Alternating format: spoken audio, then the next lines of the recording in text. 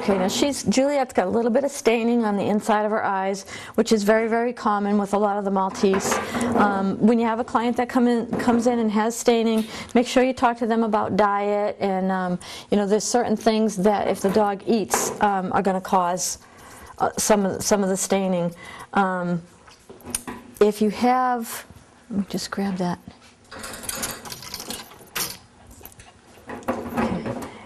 If they do have a lot of buildup in the inside corner of the eye, what you'd want to do is that should come off in the tub when you wash them. You know, wet it first, let it soften with some moist, you know, warm water.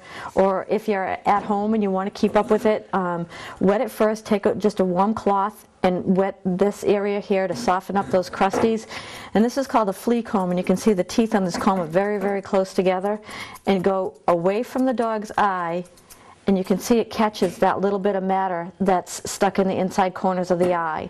And that's the stuff that's going to cake up inside there and cause it to mat or to have the skin get very irritated. So you don't ever want to comb towards the dog's eye. Always comb away from the eye.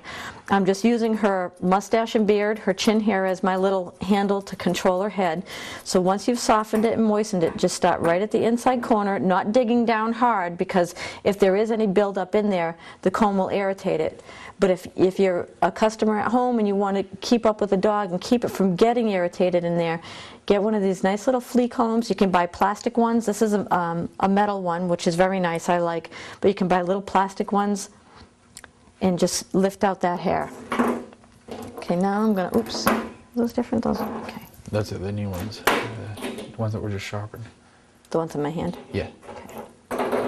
Okay, what I'm going to start by doing with Juliet is I'm going to take my thinning shears and I'm just going to clean out the inside corners of her eye.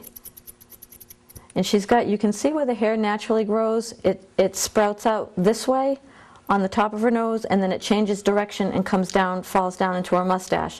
So you don't want to cut any of this hair here, because what will happen is it'll look neat for the day that you're grooming it, but as that starts to grow, it's going to sprout out off the top of her nose and it's going to look terrible. So all you want to do is just this hair that is growing towards the eye, I'm going to go in with my thinning shears and just clean this out right in here.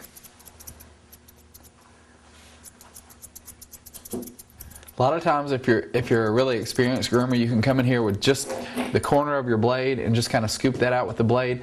But we never want to take the blade and come down the bridge of the nose or clean out under those eyes really heavily, because a lot of times when you shave all that out, as it grows back in, it starts to stick in the eyeballs and they tend to tear a little bit more, and it causes some eye irritation.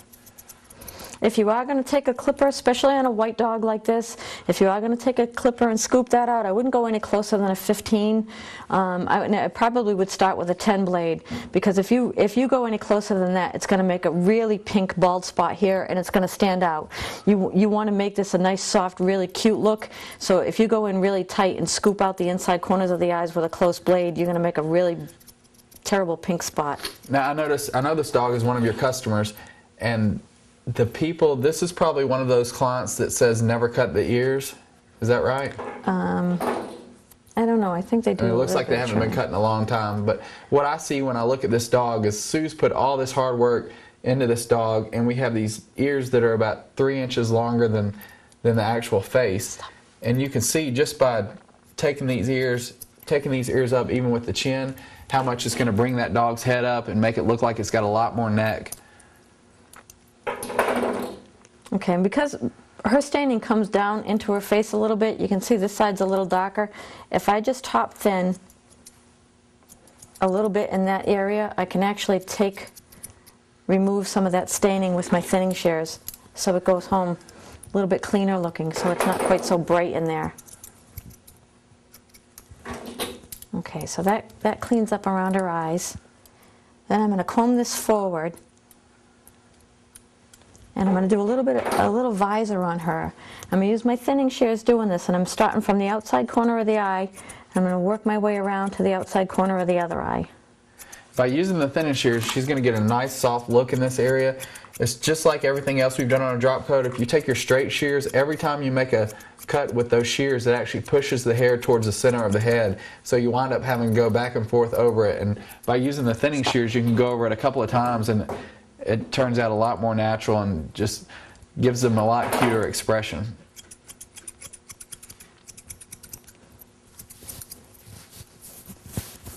she's cute.